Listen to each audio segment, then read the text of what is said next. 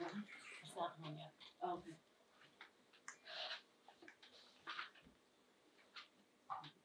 Nope. Yeah, close for stuff. Oh, that, okay. In there. All right.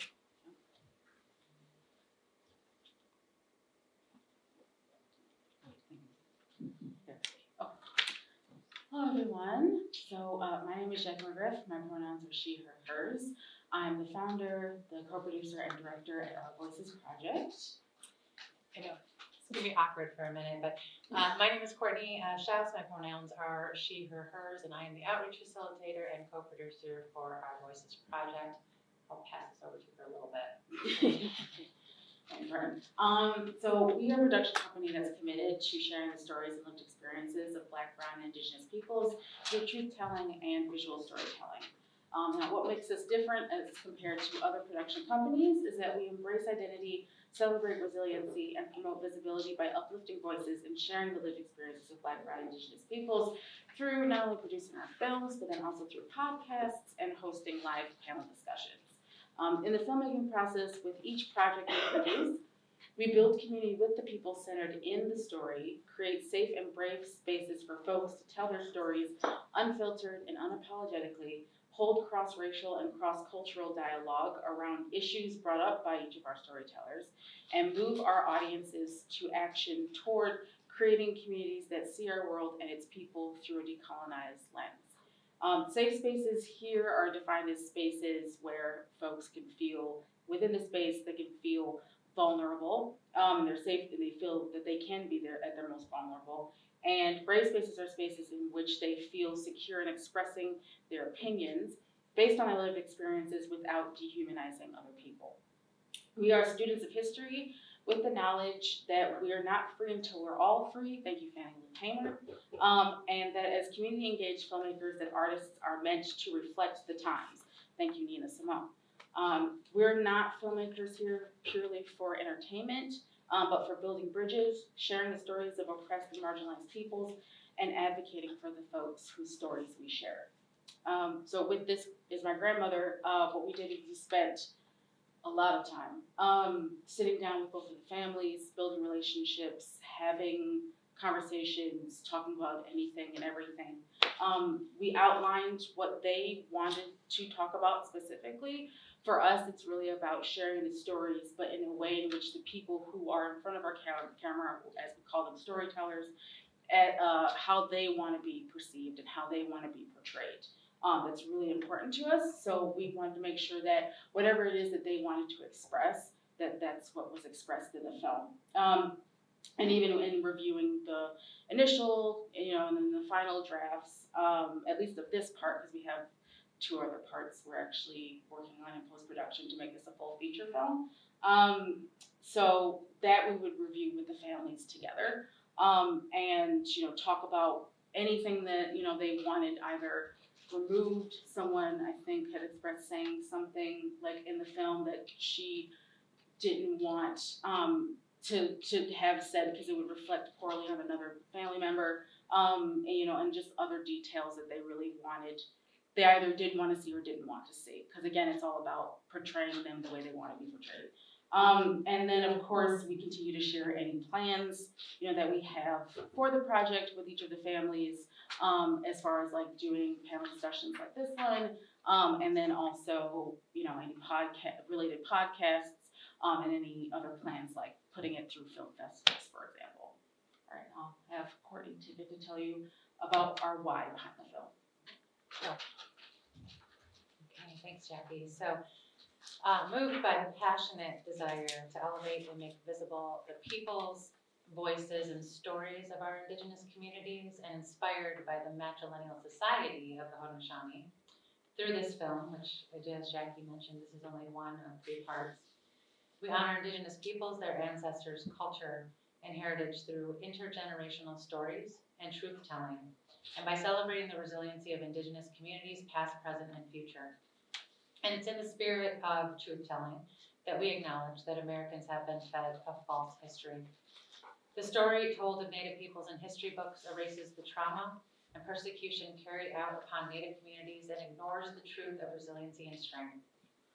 In New York State K-12, curriculum does not tell us that before Europeans arrived first in America, that the pre-contact population of Native Americans was likely between 18 and 19 million, and that by the end of the 19th century, the indigenous population had been eliminated, reflecting the total population of 250,000.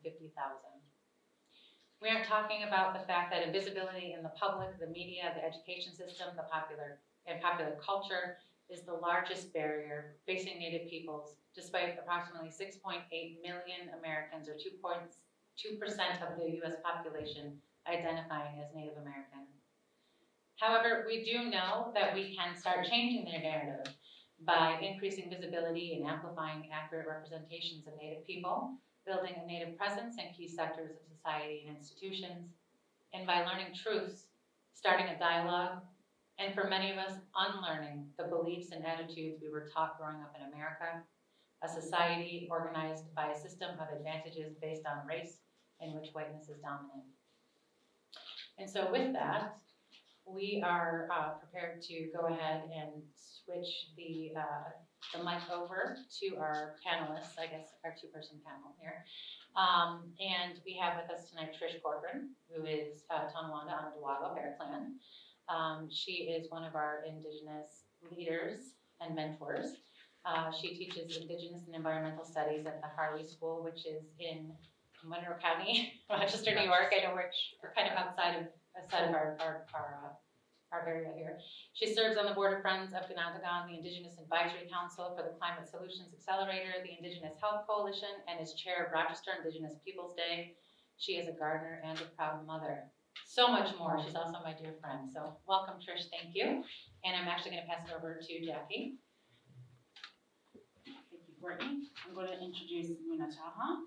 So Muna is a first-generation Palestinian social justice activist, writer, speaker, and educator. She has been advocating and teaching about Palestine and other marginalized communities for well over a decade. She is a graduate of the University at Buffalo with a degree in English, Third World Literature, and African American Studies. She believes in fighting for full land back for all Indigenous peoples, which includes Palestine's full liberation and sovereignty from the river to the sea.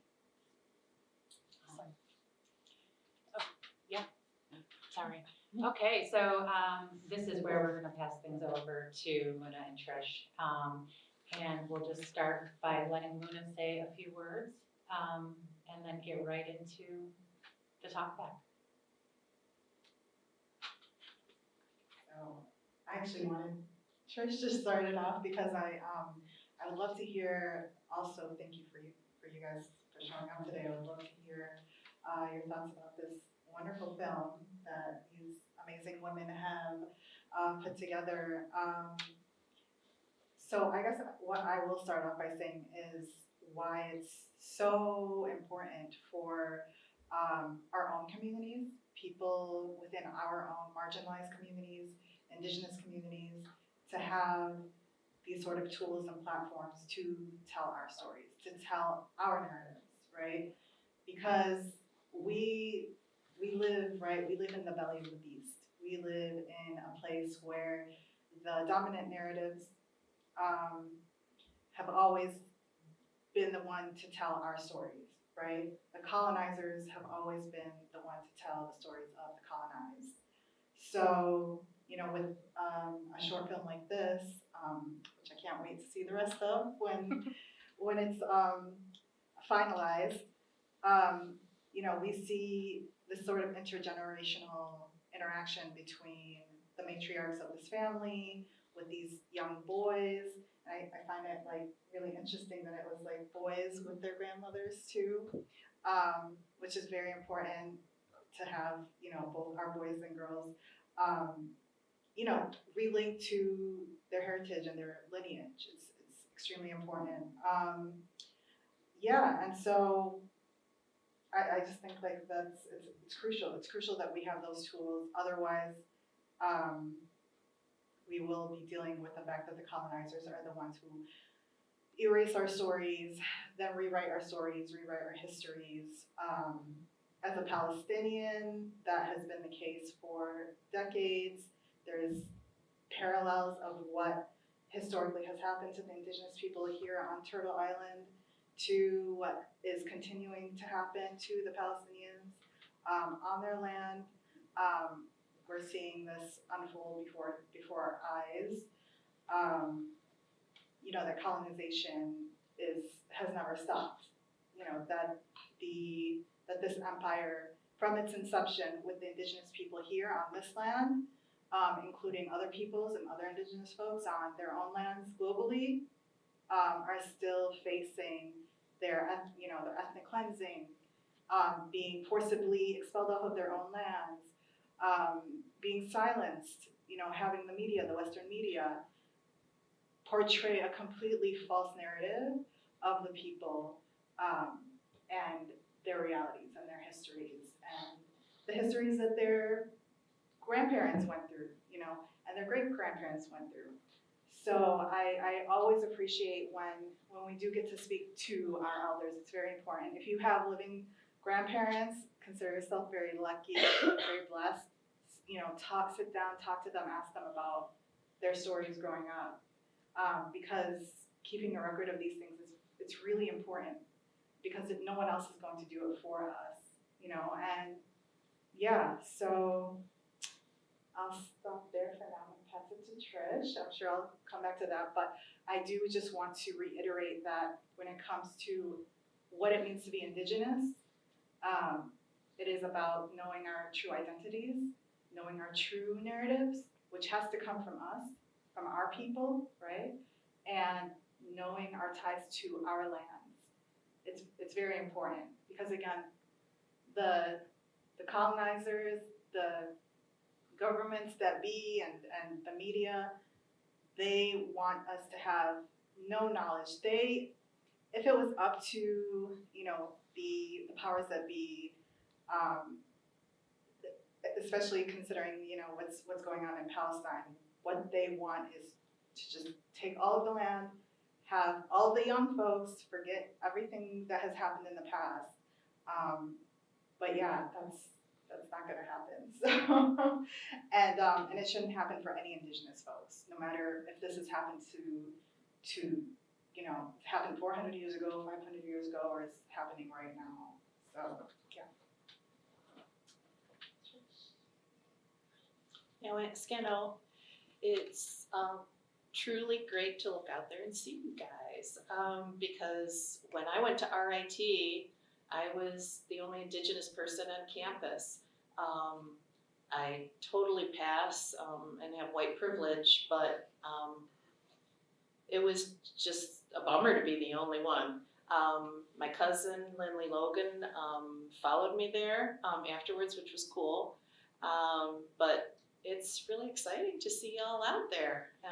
So, Nyale.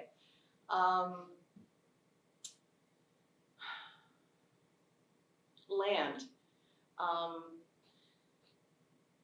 Mother Earth is the most important thing there is, and it's so sad that people fight over land and yet never give her a thought. There's little gratitude, if no gratitude, because it's all extraction and greed that causes all these problems. And one of the things I brought today is, and you're all probably pretty familiar with this, is I brought a wampum belt that I just completed. This one is 1 bowl, 1 spoon, and it is my favorite. It's my favorite because, and for those of you who don't know, it was between the Haudenosaunee and the Anishinaabe originally, but then it expanded out to being other nations.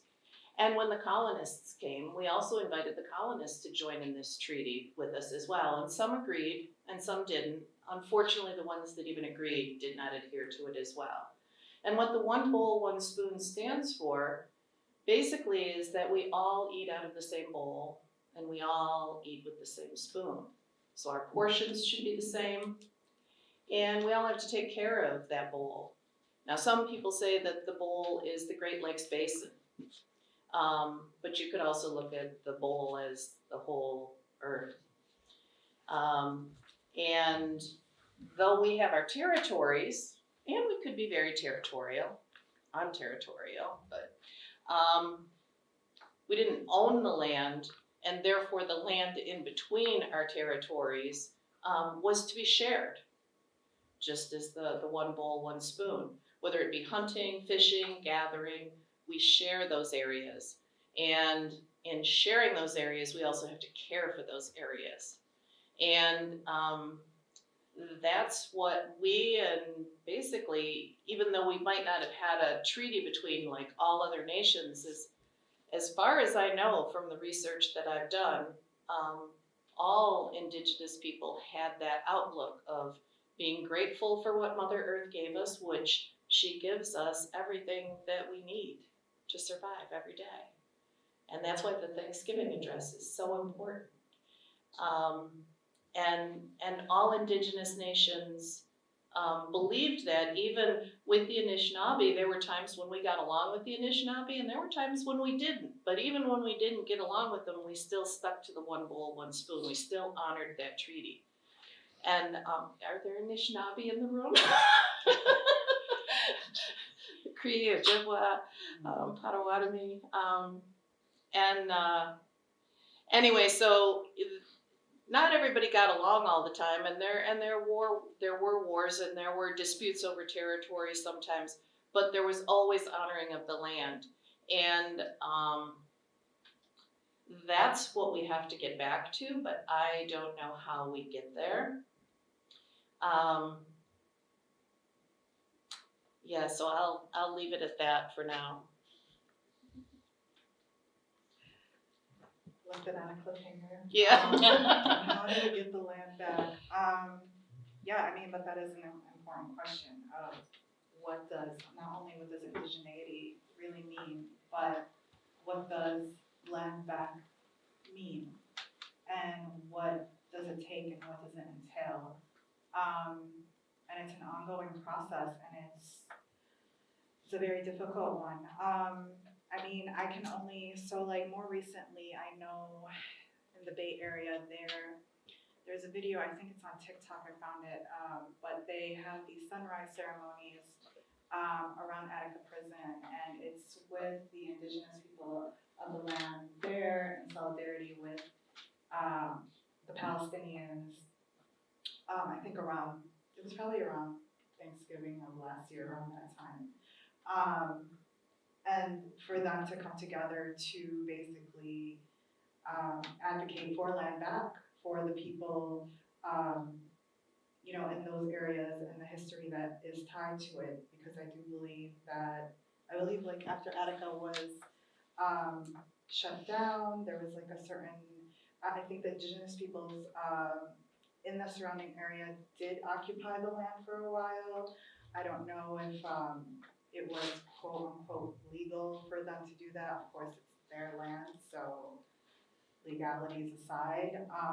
But yeah, that is when it comes to decolonization and the process of decolonization.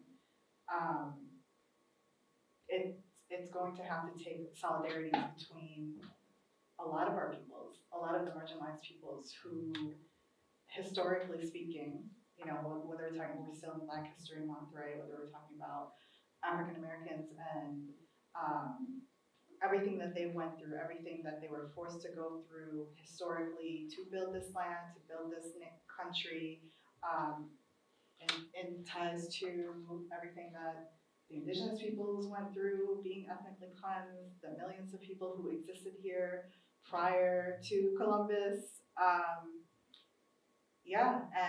And the violent way that this empire built itself.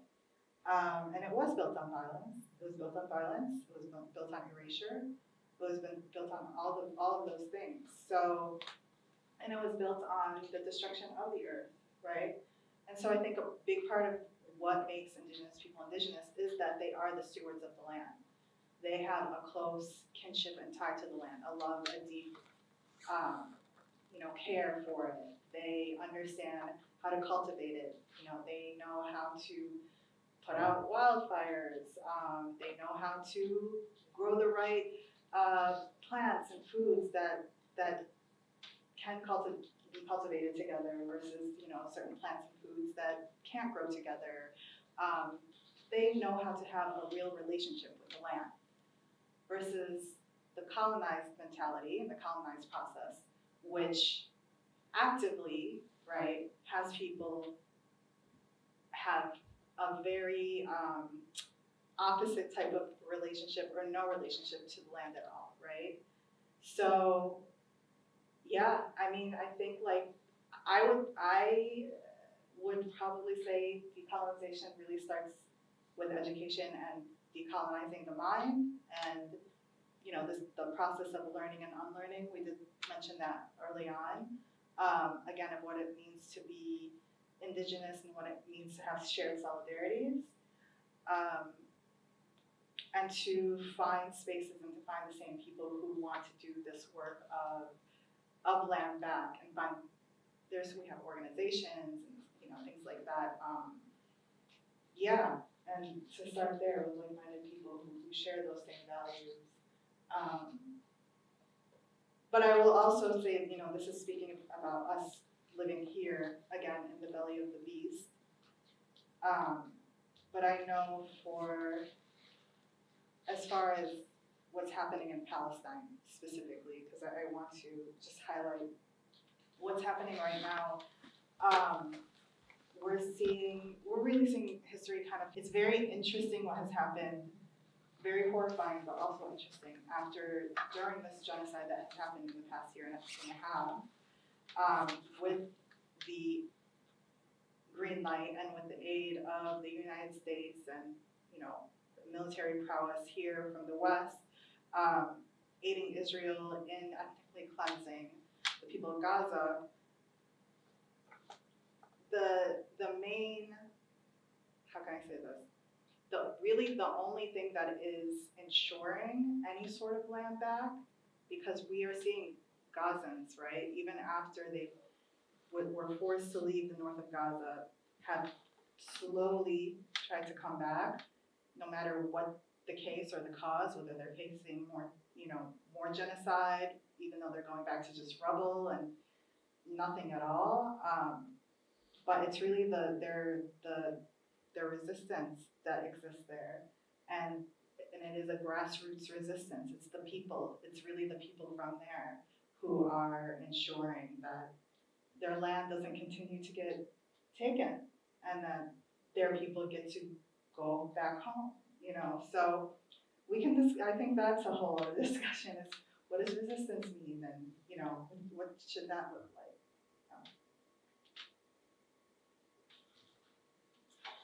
Yeah, in terms of Palestine, I've seen things on the news and on the radio, interviewing people with this new idea that the current president of the United States has. And there have been one or two people that are like, yeah, I'm ready to move on. But when you see the pictures, it's just all rubble. It's rubble, and yet most of the people who are interviewed in Palestine say, no, this is my home. I want to stay. I want to rebuild. I don't want to live anyplace else. This is my home. And that's what you find with Indigenous people and Indigenous societies, is that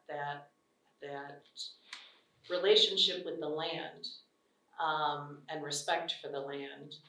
And that's what the colonizers are missing, and maybe that's why they're so darned unhappy and they want everything.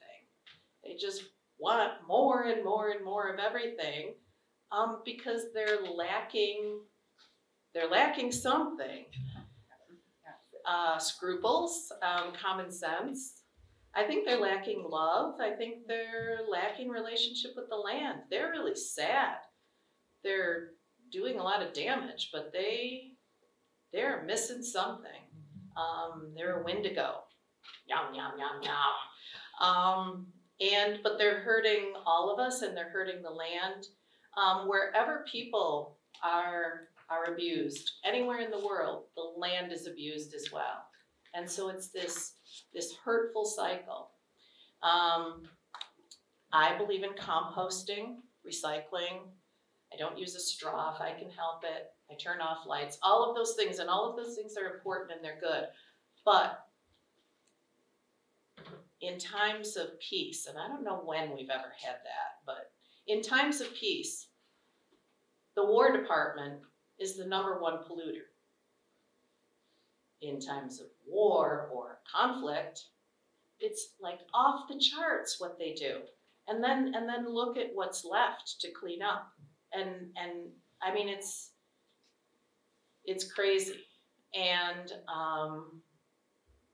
somehow we have to break this cycle of greed.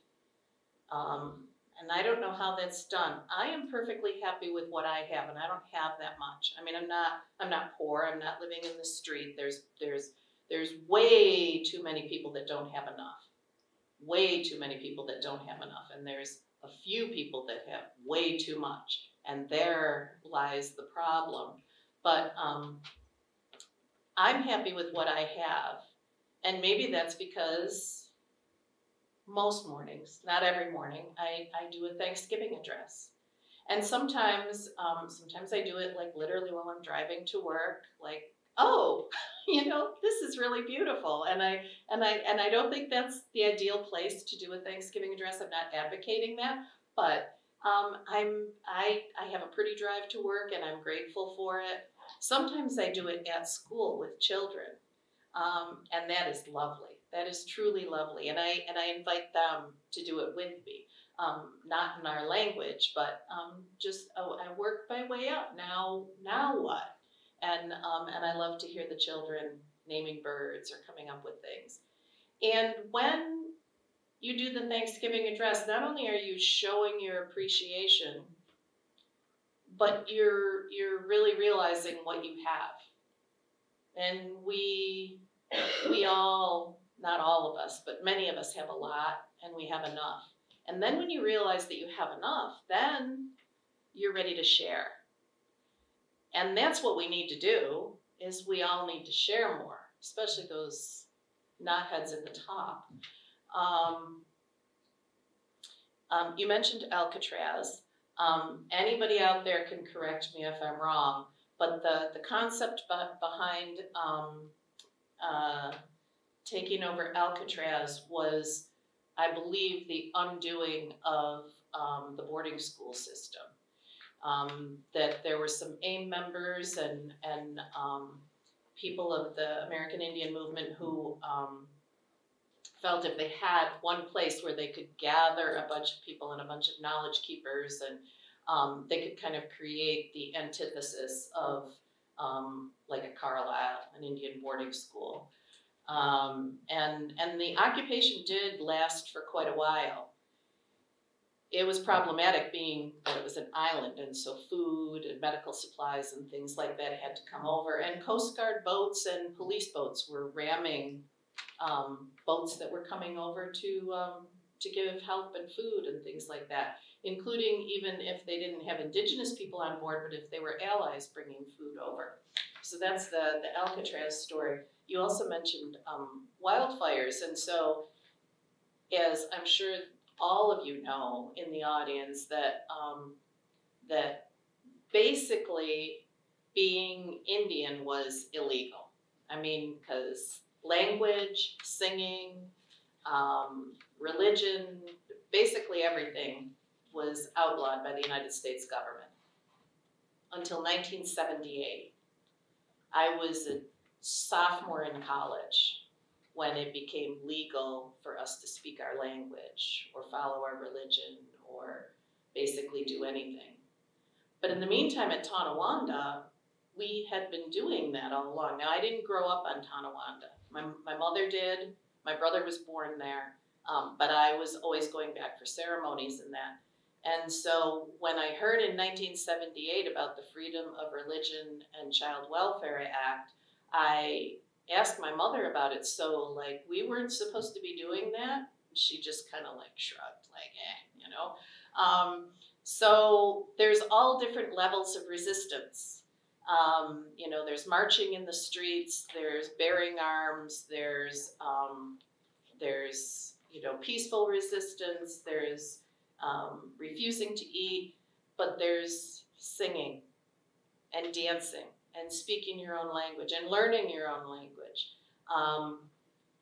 My grandmother went to 3 boarding schools, and she went to her grave with her language. She did not allow her language to be stolen from her. But unfortunately, she also did not pass it on to my mother because she had a German father, a German husband, so my grandfather. And he refused to allow her to speak it to her children because then, of course, he couldn't understand what was being said, and he didn't want that. Interestingly enough, his father wouldn't allow English spoken in the house. He spoke only German.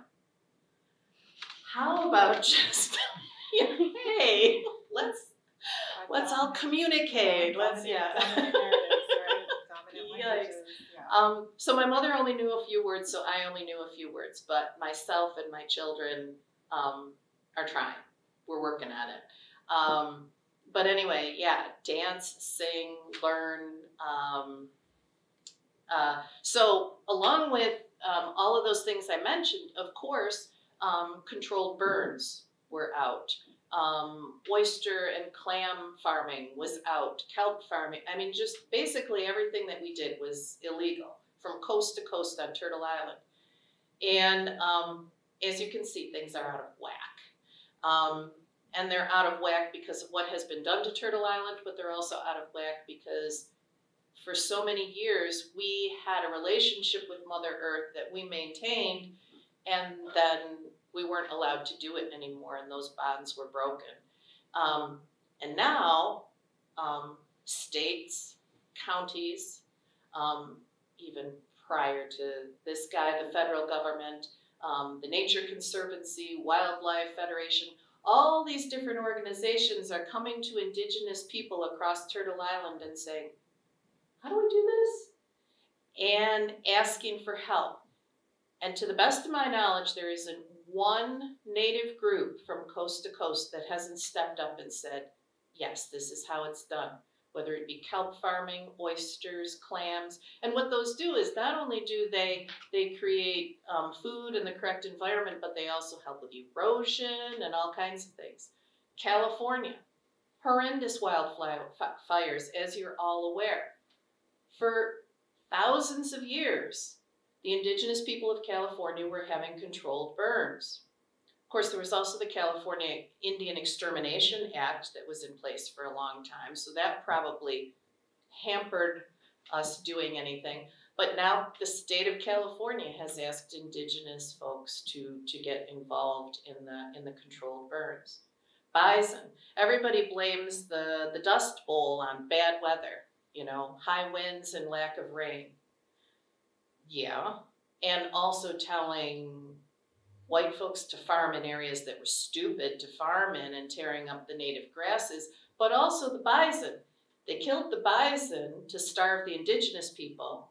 When you kill the bison, they were down to like 100 head at one point. The bison, their poop was fertilizer and also spread seeds around. The saliva, when they eat, stimulates root growth, and then their hooves permeate the soil, which is helpful to the whole environment. Plus the wallows that they created biodiversity and nesting places and places for birds to find food and stuff. Not nesting, but they would eat there and then, you know, nest on the edges and whatever. Anyway, so everything was topsy-turvy. I'm happy to see groups reaching out and asking, and I'm really proud of the fact that Indigenous people have stepped up everywhere along the line. And I would say that though I have no idea what the future holds for us with the craziness that's going on, but I think just as Muna said, now more than ever, we all have to stick together. Like-minded people of every color and shade and gender, and that we really have to be kind to each other, love each other, support each other, and really stick together in this time. So I always enjoy when Trish starts talking about gratitude to Mother Earth, and I think that sentiment, again, across so many Indigenous cultures is very true. I know that, so I'm trying to think a little bit about my own family history, but I know my grandparents, all of them were what's known as falahin, which are basically peasant farmers. And that was pretty much the case for a lot of our elders growing up. My father grew up on a refugee camp until he was about 20 years old. Came from a large family, same thing with my mother. And they had to leave after a while to try and find better, education opportunities, job opportunities. I know that my mother studied in Libya for a while, but then came back to Palestine, taught at Birzeit University, which is still there. It's still one of the actual universities that is still standing in the West Bank. That is considered more or less Palestinian run, more or less. And is not controlled by Israel fully. Of course, the entire region is occupied by Israel. And I appreciate everything that you said. It's so true that they are the stewards of the land. They have this strong kinship to the land. There's actually a very famous poem by Mahmoud Darwish, who is one of our well-known poets, called On This Land, and basically, and it's a very well known, and he says, on this land, everything that we need is here, it comes from here. Everything on this land, which makes life worth living, is here. And I think that sentiment, I think that there is this strong, not only knowledge, but spiritual tie to living not just off of the land, but again, having this relationship with it. And it was never about possession, it wasn't about just, okay, I own this area, or, you own this. And no, it wasn't even within society and within Palestinian society. I know that the way that my grandparents, my great-grandparents, and even my parents, not that they didn't have their issues and problems, but many of the problems they did have was because they were under occupation by, first by the British, right? Palestine was occupied by the British before Zionism existed. And then 1948 happened, and that's when the first major expulsion happened, known as the Nakba, where over 700,000 Palestinians were forced off of their lands, or being, that was the first forced expulsion and the beginning of ethnic cleansing.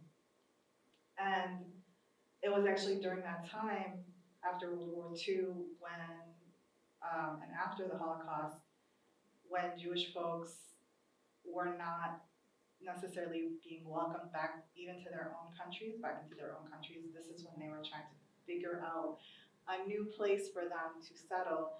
But many Jewish folks were already being welcomed into Palestine, actually, for safety, for their safety, and because no one was really eager to take them in. But it was, again, because of the colonial process through the British, and also these formations of gangs that started the violent, taking of the land and pushing people off of their land, the original owners of the land, to put these settlers who are not native, even though they have this crazy narrative, this is why narratives are so important, that they are somehow indigenous to the land, which they are not, to justify what was happening to the people who are actually of the land. So yeah, it always, absolutely, I think like our people share that in common, being grateful to the Creator for everything that we have. And I think that has been taken advantage of. I think that has allowed, in many ways, these sort of like this colonizers to come in and take advantage of the people who have these types of values to extract from them, unfortunately. And I mean, and I don't want this to seem as though, gosh, I don't want to have like a hopeless sense in all of this when it comes to our people regaining their sovereignty, their dignity, everything that it is that does belong to them, in the first place. But I absolutely believe in peace, and you're right, there's many forms of resistance. Unfortunately, again, it seems to be that many times when we do have non-violent forms of resistance, it's often met with violence, and that's when we have to kind of ask ourselves, well, what are our people supposed to do, And true peace on the land, I don't believe can happen unless true justice happens. And I think this is where, we have to be honest about that. And I think our peoples, we have so much room to come together and to talk about these things and to really build power, build our people, build solidarity and power, because we need to have that, in order to challenge the status quo and to challenge this government that has been decimating the land, has been erasing our peoples in the most violent ways. The machine shows no signs of slowing down. I mean, everything what's been happening in Gaza, by the way, it's nothing new. The only thing that has changed is the past year and a half with this genocide is it's gotten really bad. It's as bad seemingly as it can get, but it's always been bad, believe me. But what has changed is that the people who are on the ground going through this genocide were able to document their own genocide for the first time in history in a way that's never happened before. So that's why this genocide is actually the most documented genocide at least in modern day history from what we know of. And still, we have the evidence, we have it on our phones, we've been watching it for over a year and a half, and still what has been going on because of corporation, because of the war machine, is the media will find any way to distort, to justify what's happening, number one, and to completely deny it. No, it's not a genocide. This is not a genocide. This is self-defense. No, we're trying to find the people who are responsible for this, right? And so that parallel, there's this excellent video, by the way, on YouTube. It just came up. If we had time, I'd want to show it, but it's on Uncivilized Media on YouTube. Watch it. It's their latest video. And they parallel the Palestinian history with the Indigenous history in a great way. It's only a 20-minute video, but it just shows exactly, what, how this government, how historically this has been going on. And it's just from one Indigenous peoples to the next Indigenous peoples because of the way that the empire, chooses to do so. So this is absolutely, I think our peoples, to their core, appreciate everything that Mother Earth has afforded us and want to be grateful. But unfortunately, realistically, we do live in a world where systemically colonization has imposed, and forced our people to really, we have to come together and fight this evil that has that just keeps taking from our people. And our people are not violent. They're not violent. They're not inherent, because that's part of the narrative too. The dominant narrative is savages or terrorists, right? None of that is true. Our people just want to go home to their land by any means so they can live in peace and be left alone, So, okay, I'll stop there. What do we have? Yeah, I don't know how much time we have, but. Do you want to say, I know you're about to, go ahead and say your final words. We'll open it up for questions. Well, I just wanted to say that, well, how many people in the room are Haudenosaunee?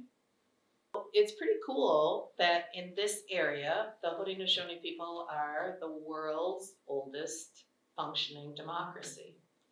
And we have kept peace with one another for a long, long time. There's a debate about when the last, eclipse went over, which one where it was finalized, but a long time that we've had a peace when we were all warring nations. So you would think people would look to us more and say, hey, how'd you do that? And of course they did. Benjamin Franklin, Thomas Jefferson, Washington, the founding fathers were pretty amazed that this group of savages could get along and function. And so they studied the Haudenosaunee. And they borrowed from the Great Law of Peace greatly for the United States Constitution. Of course, they didn't borrow it completely. They eliminated well over half of the population because when the Constitution was written, it was written for white land-owning men. That was it. Women weren't included. Nobody else was included. And so therein lies yet another problem. But on a more upbeat note, so there's the peace and the peacemaker and Chugunsase for us to be proud of and to follow in their footsteps. And also we can't talk about anything Indigenous, in my opinion, especially in this area, and not mention the 7 generations and how important that is. And you folks are part of that. And so looking out there makes me very hopeful and happy. And just recently I was rereading this book, which is a really old book, 1968. It's called The New Indians. So now those new Indians are pretty old. But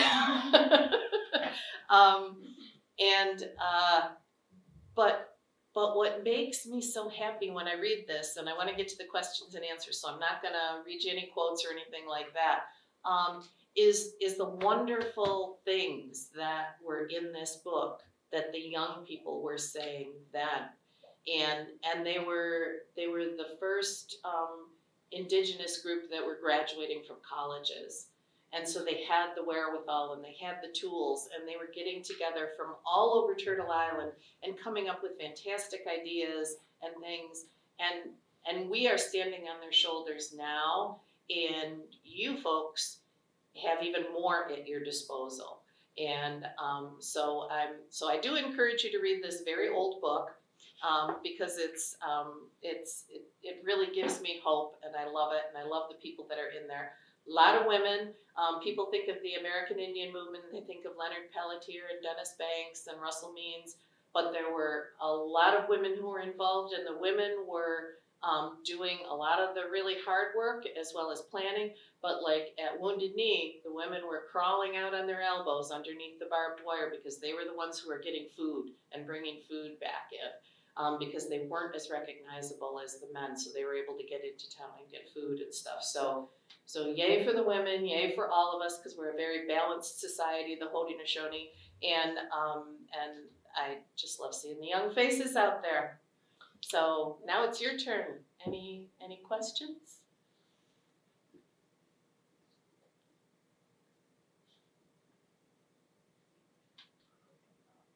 I have a question. I'll start it off. So are there any known, I guess, so what we have something called the Thawabit, which are the constants, and what they're like basically rules or principles that were formed, I believe in like the 60s or maybe before that, about, since we were talking about land back and regaining what's been taken. And so for Palestinian constants, I'll just list them really quickly. We have like the right to resist, the right to self-determination, that Jerusalem remains as the capital of Palestine. So we talk about certain maybe areas of Turtle Island that were like considered sacred. And also the right of return, full return for refugees to the lands of what is considered, all of what is considered Israel today, from the river to the sea. So are there sort of any, I guess, rules, laws, especially after, land had been taken or anything like that you can share with us? And I welcome comments from any of you all who might know more than I, but the first thing that comes to mind is the Great Law of Peace. That was how everyone was to get along.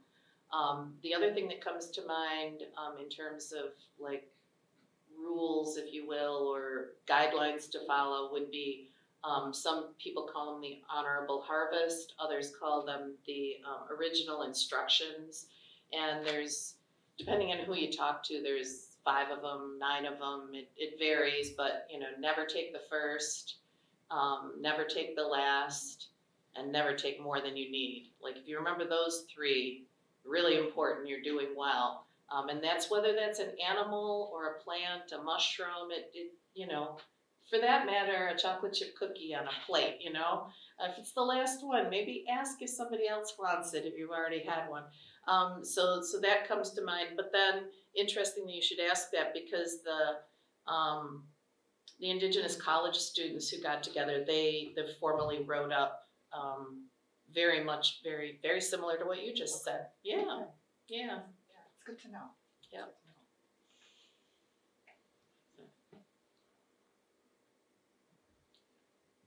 Be shy. Or does anybody have anything to add to anything that we said, or? We're tired of our voices. Speak to us. Tell us anything. Or I can ask you guys, like, what made you come out today? What is it that you would like to get out of, I'm assuming most of you are Indigenous Studies students, right? Or filmmakers, so if you have filmmaking questions too. Or them as well. Yeah. And definitely tied into that. What is it that you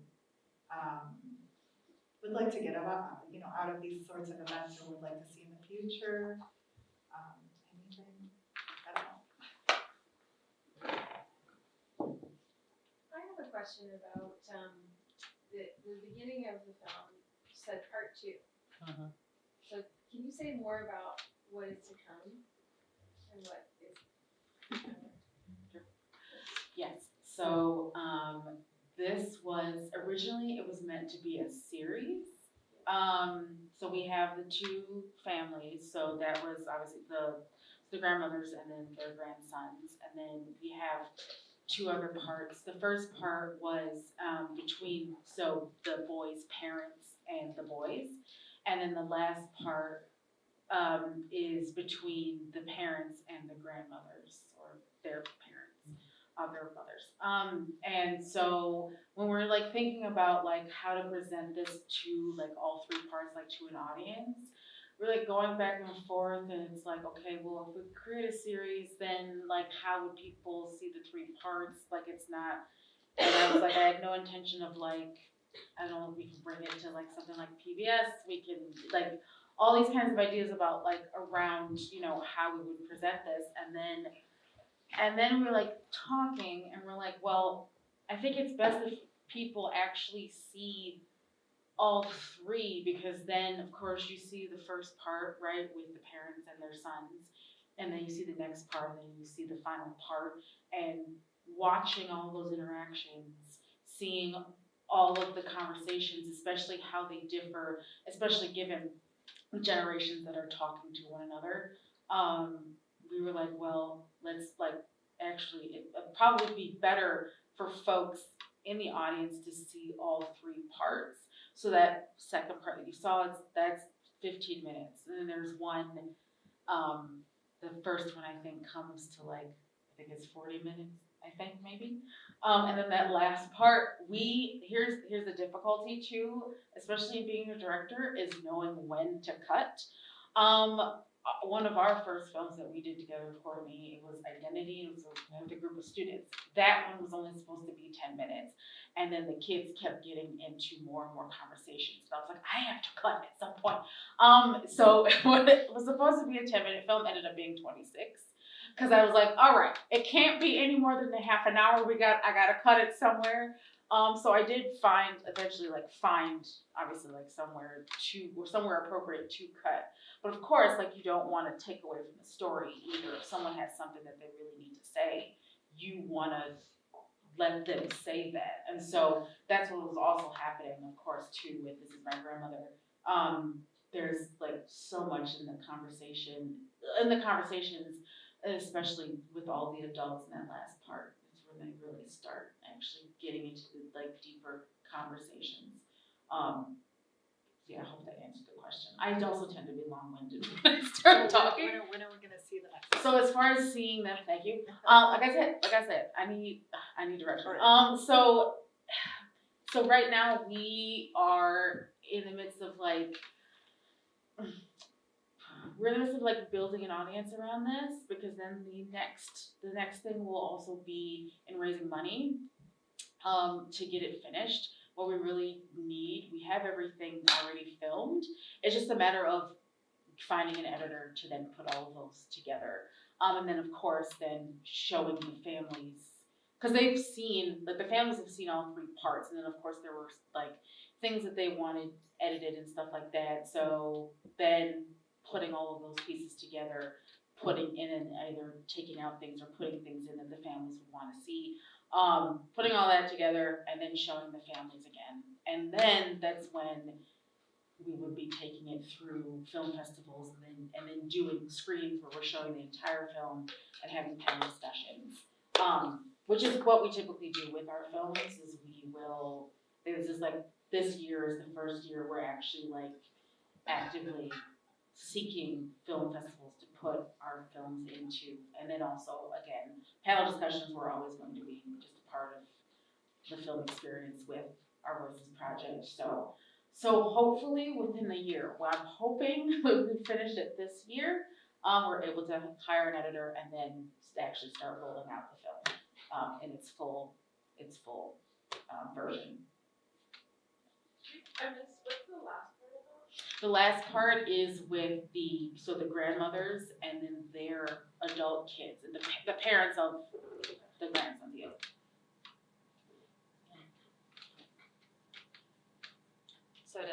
So to build off of that too, one of the other, I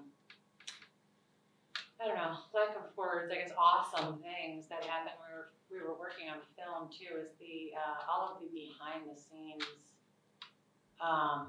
amazing things that happened. So this was filmed in 2021. So these boys were actually contemporaries with my son, and they are in college now.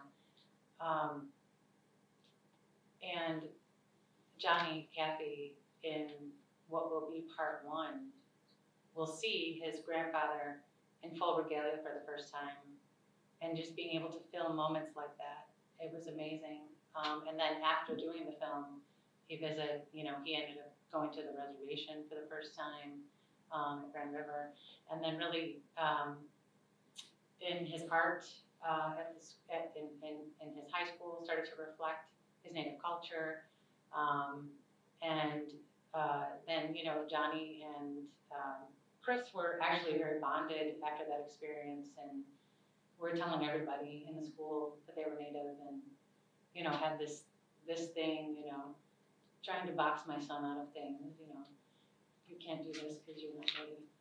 My son has a Native ancestry. They were like, that's not good enough, you're not in the film. So, but it was really great because they were able to build a sense of pride around that. But then when you start getting to the adults, the questions around the adults, so the kids hit on some of those questions like, have you experienced racism?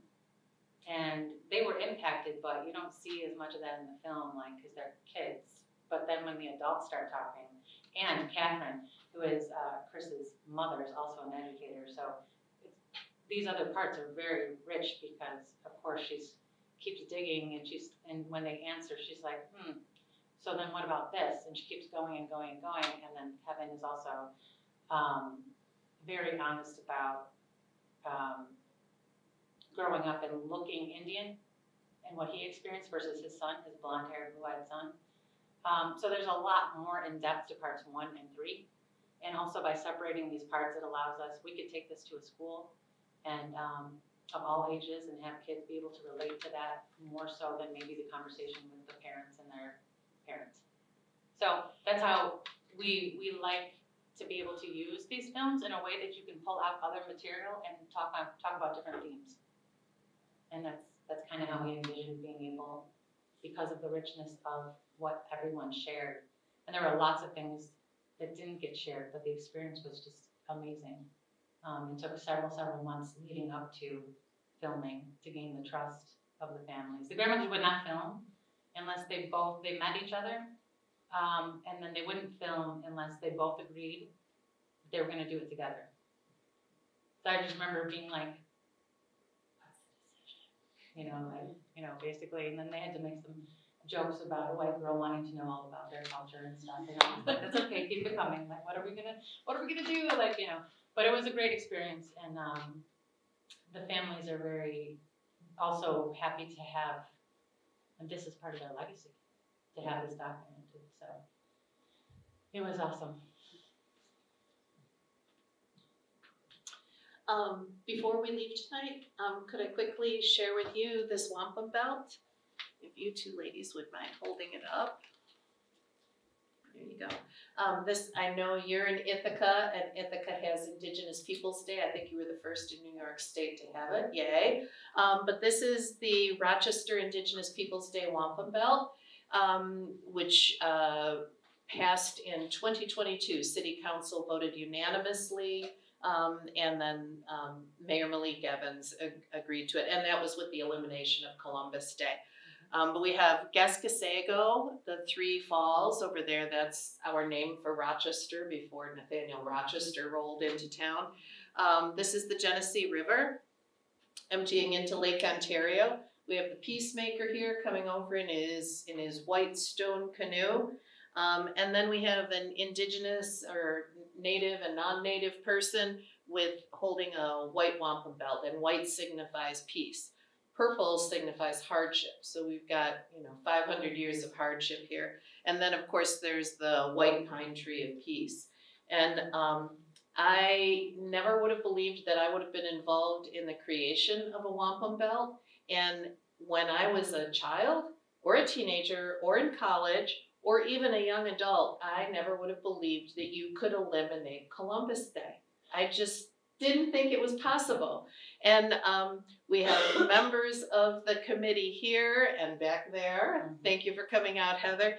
And it became a reality. And it took 5 to 7 years of saying the same thing over and over again before they finally voted yes. So never give up on anything.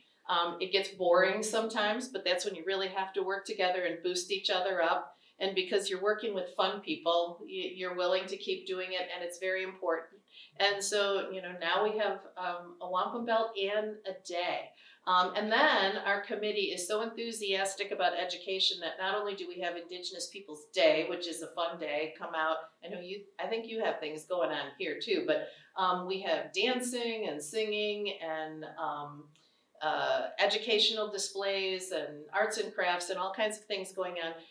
We start with a sunrise ceremony, end with a sunset ceremony, but now we're going around and educating people throughout the year. Like almost every month we're someplace doing something, whether it's talking about maple syrup or whatever. So get involved, boost each other up, help each other out, and stay positive. Thank you, ladies. Awesome.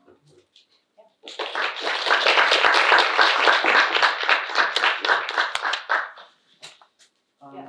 Oh, I know, we have information in the back. Yep.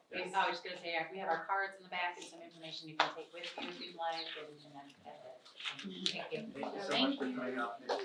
Thank you.